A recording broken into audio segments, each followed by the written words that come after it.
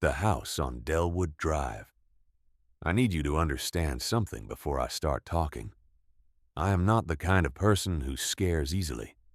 I grew up in a small town in rural Ohio, where there wasn't a whole lot to do on a Friday night except find trouble.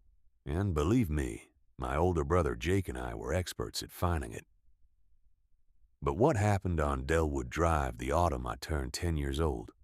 That's a story I've carried with me for over 2 decades. And no matter how many times I tell it, no matter how many people look at me with that polite skepticism in their eyes, I never change a single word of it, because there's nothing to change. It happened exactly the way I'm about to tell you. Every single detail.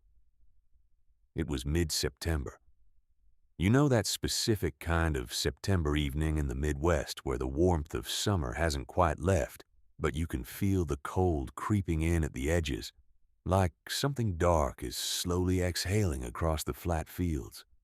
The leaves hadn't turned yet, but the air had that bite to it, that electric pre-Halloween tension. My brother Jake was 12 and I was 10, and our mom had put us to bed at 9 o'clock like clockwork, the way she always did, even on weekends. The moment her footsteps faded down the hallway and her bedroom door clicked shut, Jake was already in the doorway of my room with that grin on his face. That grin meant one thing. We were going somewhere we absolutely were not supposed to go. He had 2 hand-crank flashlights he'd bought at a camping supply store downtown. You know the kind. You squeeze a little trigger repeatedly and the friction generates enough electricity to light up the lens. They were clunky, weirdly shaped things that made a mechanical clicking sound every time you pumped the handle. Not exactly the most subtle tools for a covert operation, but Jake loved them because they never needed batteries, and our dad was notoriously strict about us wasting batteries on nonsense. Those flashlights were Jake's proudest possessions that fall.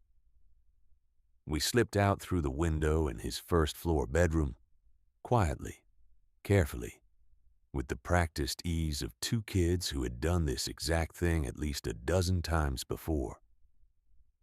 The screen popped out with a soft hiss and we dropped down into the cool grass below. The neighborhood was completely silent.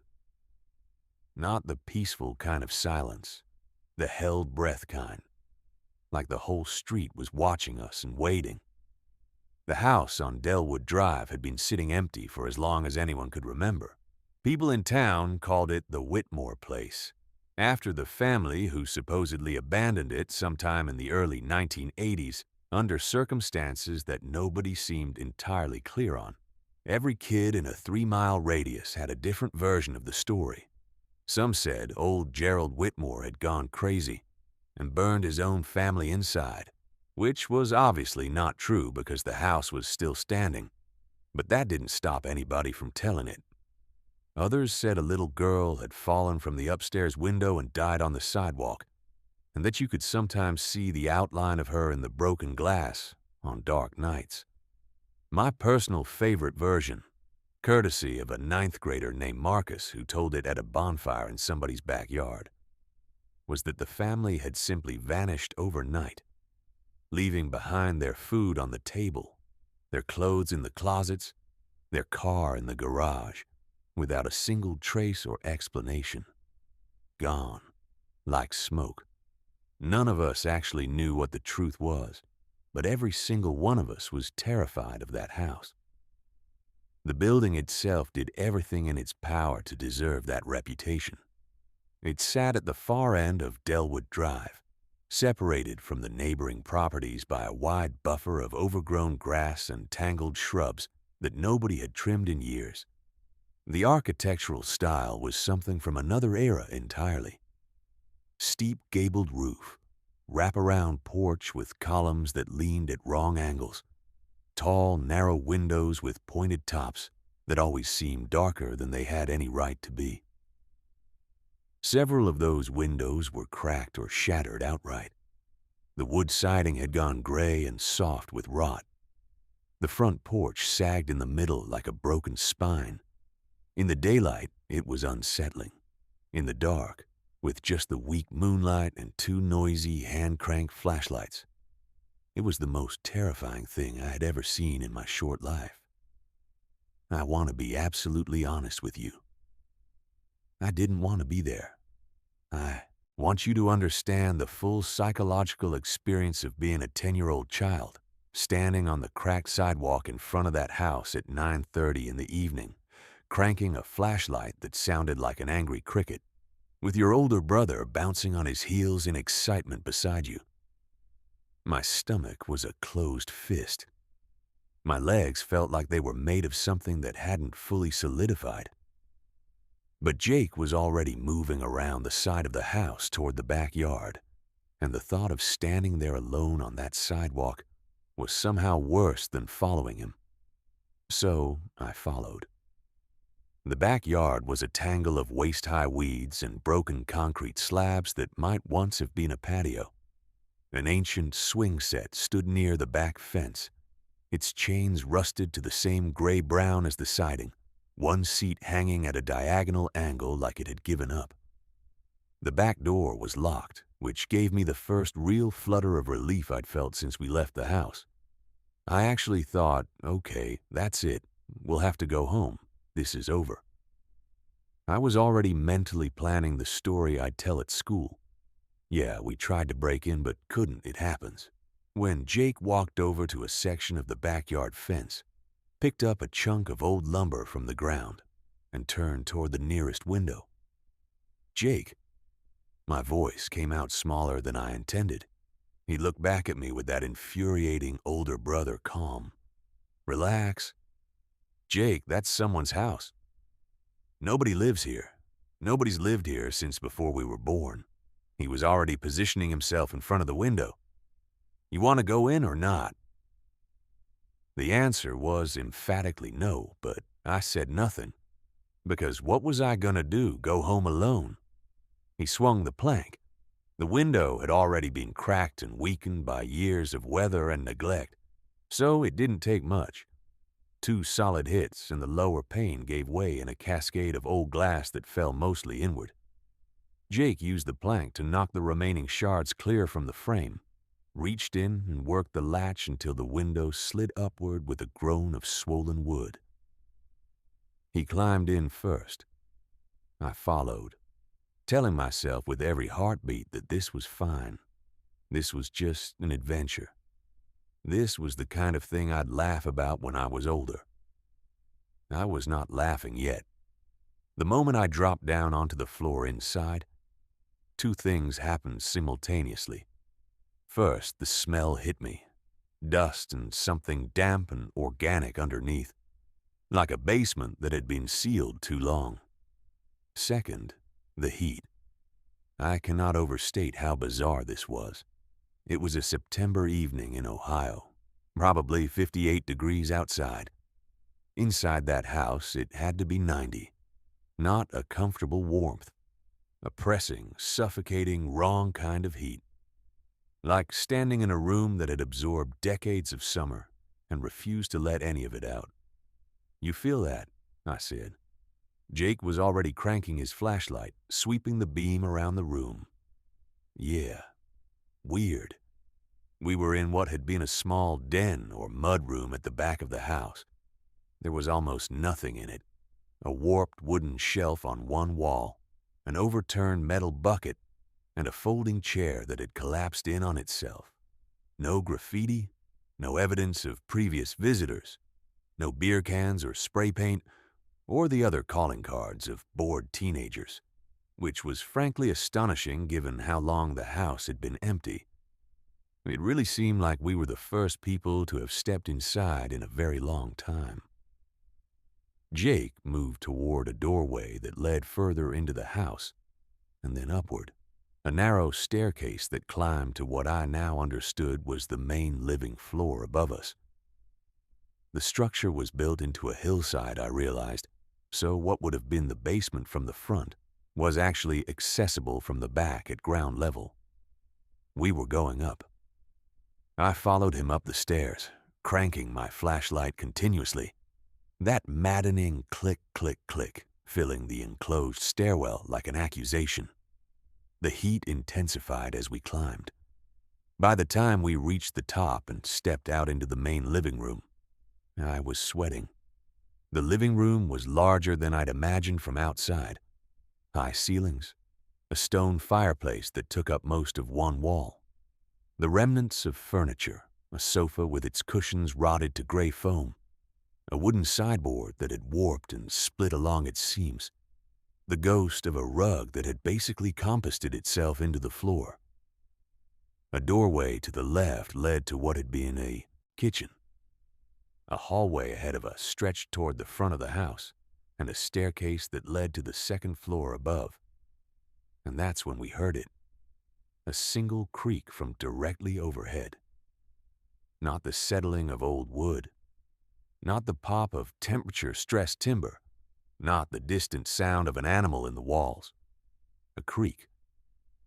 The specific, unmistakable sound of a floorboard bearing weight. And then another, slightly offset from the first, like 2 feet placed carefully one in front of the other. Something was up there. Something was walking. Jake and I both went completely still. I had stopped cranking my flashlight and the beam was already fading. I'd tugged at his sleeve and mouthed the word home with as much intensity as I could muster. He shook his head. His jaw was set in that way that meant his pride had gotten involved, and there was no reasoning with him. "Old house," he whispered. "They make noise. That's not...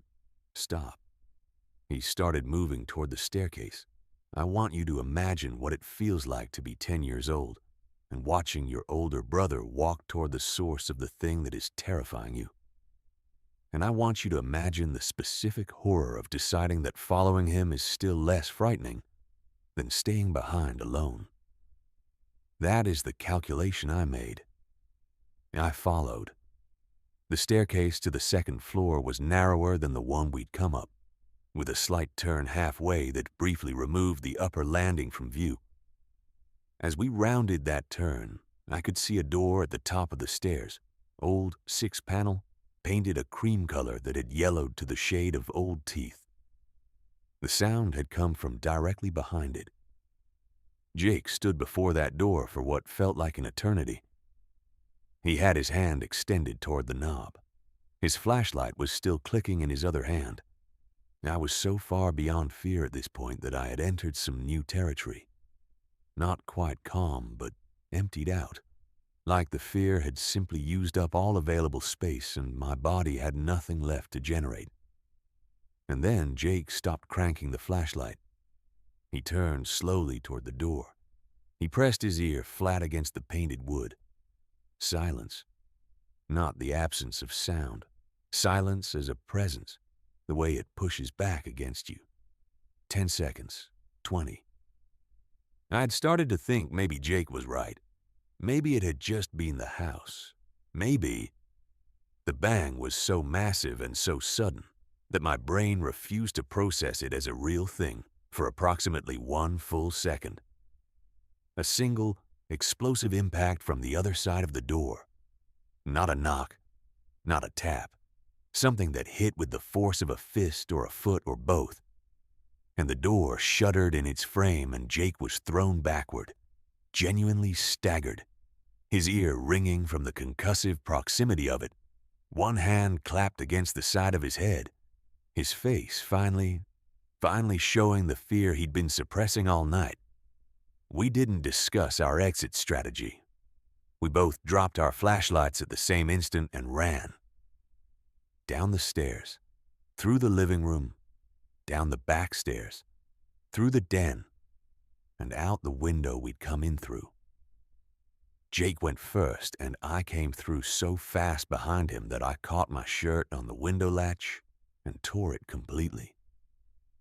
We did not stop running until we were 2 blocks away, gasping, bent over our knees under a streetlight. Jake didn't say a word the entire way home. Neither did I. We were not quiet enough getting back in through the window. My mom heard the thump of Jake's feet hitting the floor, came out into the hallway, and that was that.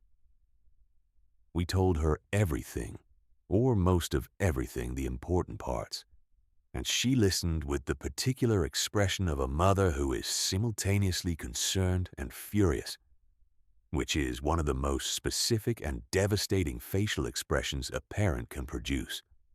We were grounded for a week. Jake maintained to anyone who would listen that he hadn't been scared at all, which was an extraordinary piece of revisionist history, considering I had personally witnessed the color drain out of his face on that staircase. But here's the part I haven't told you yet. Here's the part that I spent years telling myself was just a dream, that I'm only now willing to say out loud as something that actually happened. 2 nights after our visit to the Whitmore place, I woke up at approximately 2 in the morning to a sound coming from outside my bedroom window.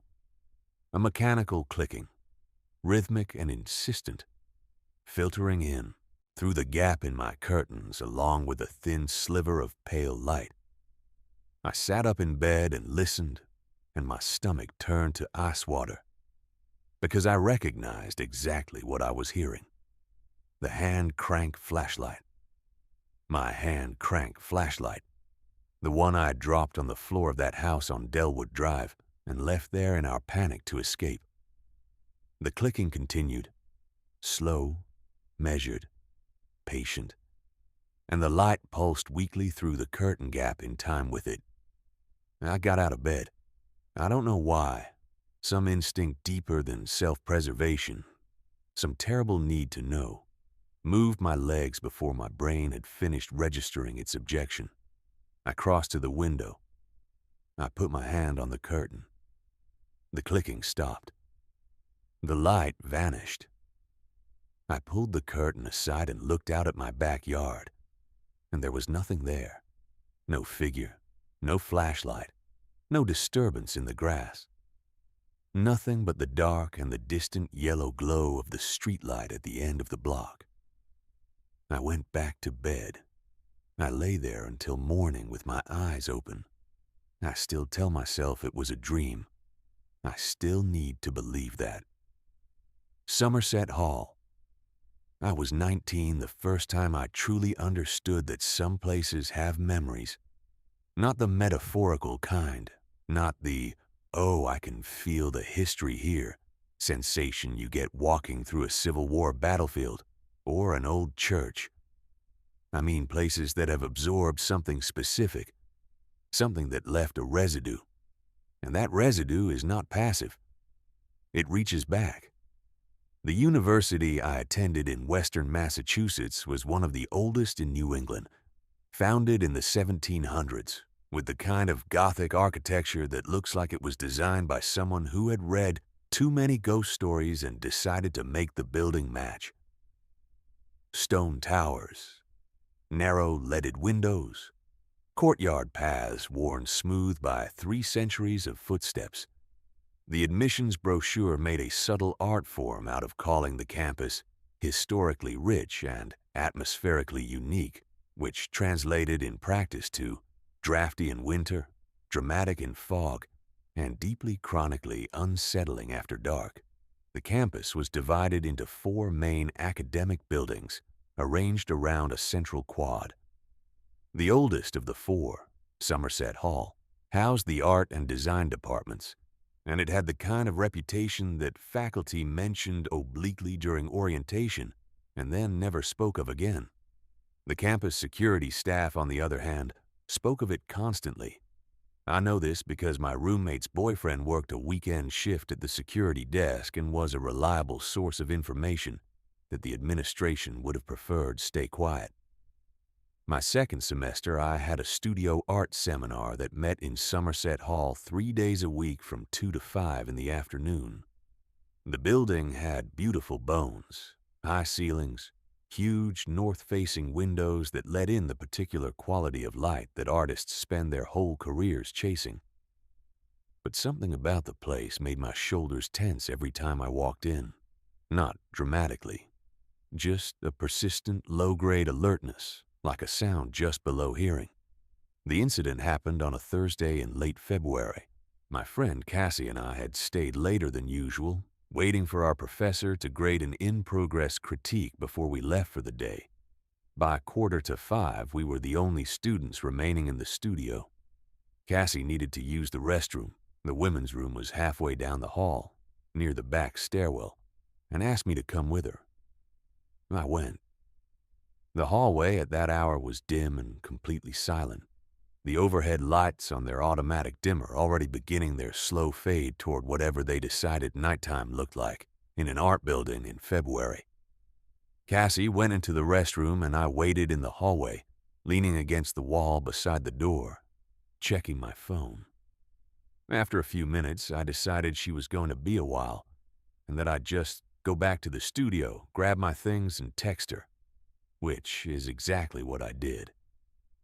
I went back, packed up my bag, said goodbye to Professor Harlan, who was still doing paperwork at her desk, and headed for the building exit. I was already out the front door and halfway across the quad when I heard running footsteps behind me. I turned. It was Cassie, and her face was completely wrong. Too pale, too tight.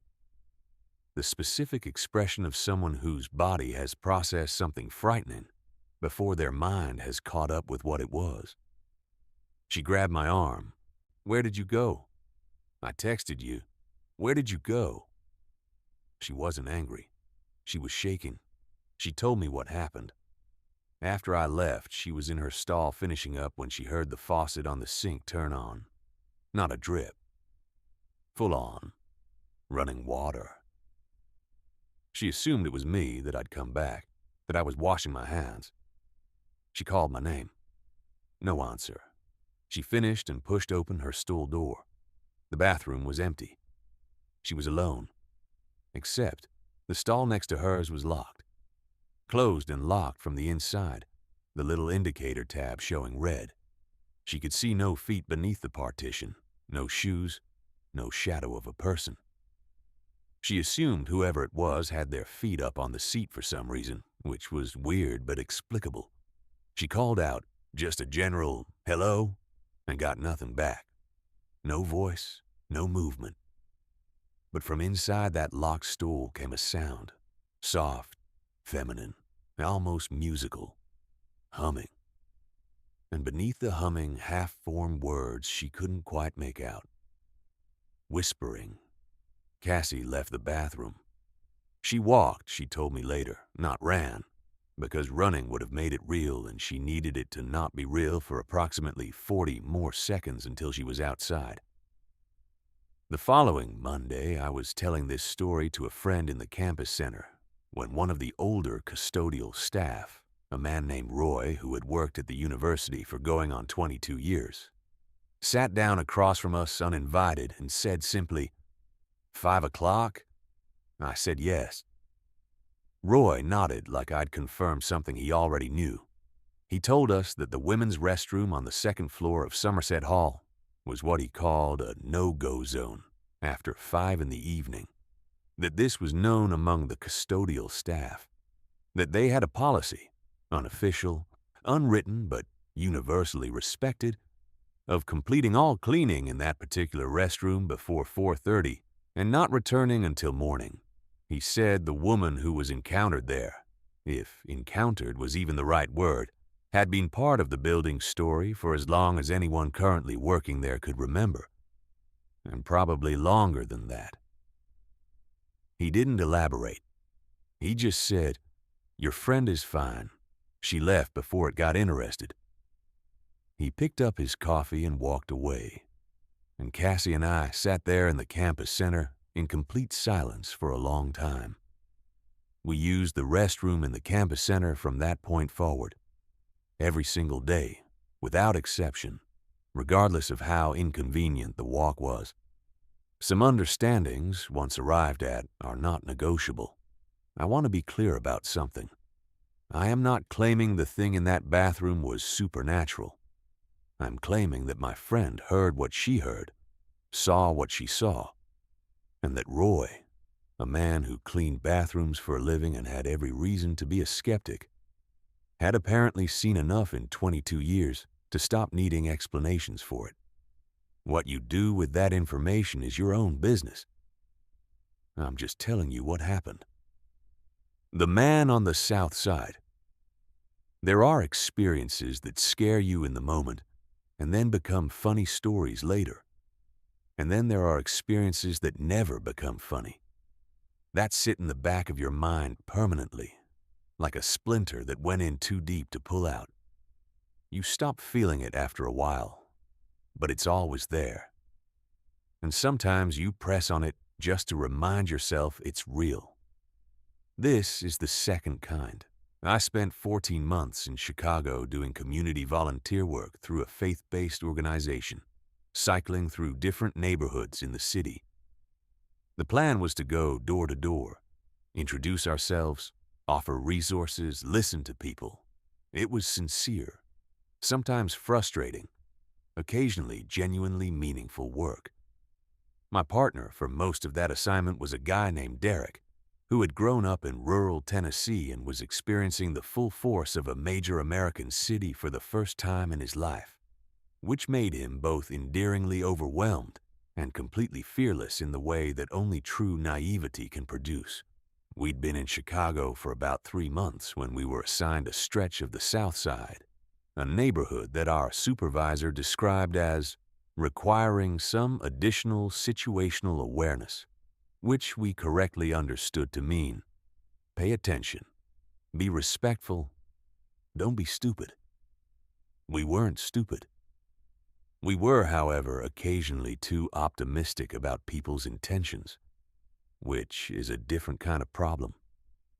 It was late on a Tuesday evening in early November, the kind of Chicago evening where the wind comes off the lake like a physical threat, where you walk leaning slightly into it just to stay upright. We'd been working a particular block of 3 flats and apartment buildings for a couple of hours with mixed results. Most people either weren't home or weren't interested. A few had been genuinely warm. We were considering calling it a night when Derek pointed to a building at the end of the block. A narrow 3-story structure that had seen better decades, its brick facade patched with different shades of mortar where repairs had been made and forgotten. "One more," he said. Famous last words. We went in through the front door, which was propped open with a cinder block, and took the stairs to the second floor. The hallway was dim, the overhead bulb either burned out or removed entirely, the only light coming from the gap under apartment doors. The carpet was the color of something that had given up. Derek knocked on the door at the end of the hall. A man answered. He was somewhere in his mid-40s, I'd guess, in a white undershirt and jeans, with the specific looseness of movement that announced he had been drinking heavily. His face had that particular quality of a person whose life has contained a lot of difficult things, not cruel, not violent in his presentation, just worn. He looked at us with an expression I read as amusement. Derek introduced us, explained who we were and why we were there, and the man listened without a word until Derek finished. Then, instead of closing the door or telling us he wasn't interested, he stepped back and said, "Come in." The apartment was small. You could see the whole thing from the doorway. A narrow entry, a bathroom door to the left, a kitchen visible through a pass-through to the right, and a single main room ahead with a mattress on the floor, a folding table, a television on a milk crate, and a single lamp in the corner that gave everything a yellow, underwater quality. The smell hit me immediately, something chemical and sweet underneath the closed-in mustiness of old carpet and takeout containers. We sat cross-legged on either side of the folding table because there were no chairs. The man sat on his mattress across from us. He hadn't told us his name. He poured something from a bottle into a plastic cup and drank from it without offering any to us, which I was grateful for. He began talking, rambling really, about the neighborhood, about the city, about how things had changed in ways he didn't like, about people he used to know who were now dead or gone or locked up.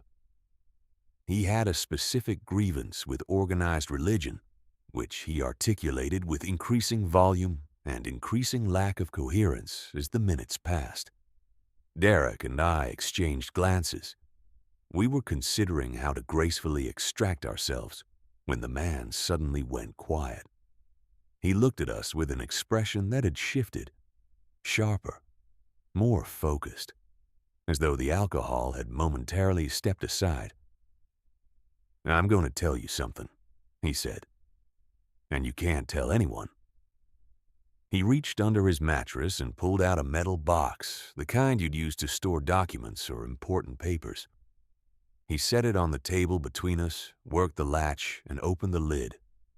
Inside was money, a great deal of money, stacked in thick rubber-banded bundles, a mix of denominations, but a lot of hundreds, more cash than I had ever seen assembled in a single place in my life.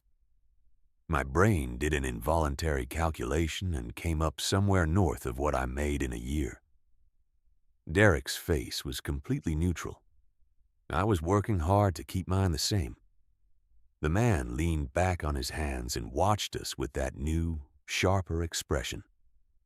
He told us, and I'm going to give you the summary version because some details I'm choosing to leave out, that the money was proceeds from an enterprise he ran for a larger organization. He named the organization. It was not a name either of us were unfamiliar with, having spent 3 months developing some familiarity with the area's social geography. He told us what his role was. He told us more than that. He told us significantly more than anyone in his position should have told 2 strangers who knocked on his door. I watched Derek's Adam's apple move as he swallowed. I was doing a quiet inventory of the apartment, the door to my left, the direction of the exit, the distance from where I sat to the door handle. The man was still talking, that strange alcohol-induced confessional mode in full flow. He had seemingly confused us with people he could trust, or he had decided it didn't matter whether he could trust us. That second possibility is the one that made it hard to breathe. There was a point, I can identify the exact moment, when I felt the conversation shift from uncomfortable to dangerous. It was when he started talking about people who had made mistakes in their dealings with his organization and what had happened to those people. The way he described it was factual, without particular emotion. The way you describe a business process, and the way he looked at us as he described it was assessing. Derek and I had been doing silent communication for 3 months by this point. The look that means wrap it up. The look that means we're leaving now. The look that means do not react to what just happened. Derek met my eyes across the table and I saw all 3 simultaneously. We told the man we needed to be somewhere. We thanked him for his time. We stood up. He stood up too. He walked toward the corner of the room, toward a shelf unit near the wall, and reached for something on the lower level. His back was partly to us. Derek had the door open before I consciously registered that we were moving. We were in the hallway, down the stairs, through the propped open front door, and a block and a half away in the direction of the main street before either of us spoke. "What was he reaching for?" Derek said. "Don't know," I said. "Do you want to know?"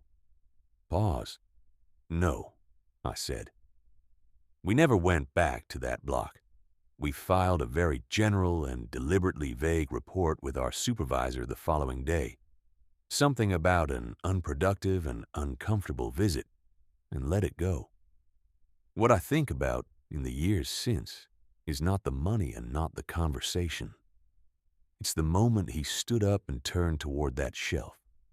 What he was reaching for. Whether he'd sobered up enough by morning to remember what he'd told us and what he'd decided to do with that information. I genuinely do not know. And that not knowing is its own kind of haunting. Something in the dark. The last story is mine. Not something that happened to a friend. Not something I was told secondhand. Mine directly when I was 15 years old, living in a house in suburban Texas, in a neighborhood so unremarkable and so ordinary that what happened there has never stopped feeling like a violation of the natural order. I want to be careful how I tell this one, because the details matter and I've told it enough times to know where the temptation is to exaggerate. I'm not going to exaggerate. What actually happened is more than sufficient. I was home alone on a Friday night in March. Both parents were out. I don't remember exactly where. Probably dinner and a movie. The ordinary geography of parents' lives. I was 15 and entirely comfortable being home alone. I'd been doing it since I was 12. My bedroom was on the first floor of the house, a slightly unusual arrangement that resulted from a renovation that had converted what was originally a den into my room. It shared a wall with the living room, and I could hear the television and general house noise from next door when the door was open. I was playing video games. Door closed, lamp on, completely in my own world. The kind of deep engagement you can only really achieve when there's nobody around to interrupt. I don't know what time it was. Probably around 9:30. Late enough to be dark outside. Early enough that I hadn't started thinking about bed. I heard something from the living room. Not the kind of sound a house makes. Not pipes or settling or the refrigerator cycling on in the kitchen. A soft, deliberate tap on glass. Like a knuckle drawn slowly across a window pane. I paused the game. I sat very still. Silence. I told myself it was a branch. We had a large juniper shrub by the front window and went back to playing. Then it came again. The same tap, slightly harder, from the same location. I put down the controller. I went through the dark living room to the front door, opened it and stepped out onto the small front porch. I looked left and right at the juniper bush, at the front yard, at the quiet suburban street beyond. Nobody. Nothing. I went back inside, through the living room, back to my room, picked up the controller. 5 seconds, maybe 5 seconds. And then 3 sharp knocks on the living room window. Not tapping. Knocking. The sound you make when you want someone to know you're there. I was angry, which was the useful emotion, the one that got me off the couch and back to the front door and out onto the porch and around the side of the house to the window. Barefoot, half running, expecting to catch some neighborhood kid in the act. The yard was empty. The street was empty. There was nobody visible in any direction, and I live on a flat, open street with good sight lines and nowhere to quickly hide. No cars, no movement, no rustling in the bushes that would indicate someone had just fled. Nothing. I stood there for a moment, confused in a way that was starting to feel like something else, and then went back inside. I was in the kitchen getting a glass of water when it happened again. From the living room. Knock, knock, knock. The same window. I didn't go to the front door this time.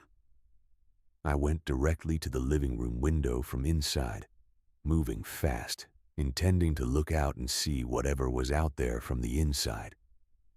And that's when I looked down. I had walked to the window in the dark. The room was dark and the outside was dark, and the window was dark.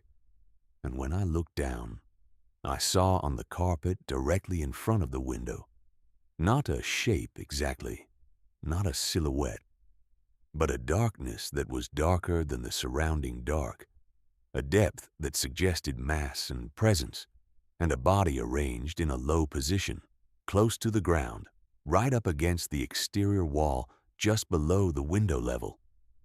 A figure, sitting or crouching directly beneath the window from outside. I did not scream. I did not go outside. I went to my room in approximately 2 seconds and locked the door and put my back against it and sat on the floor and called my dad.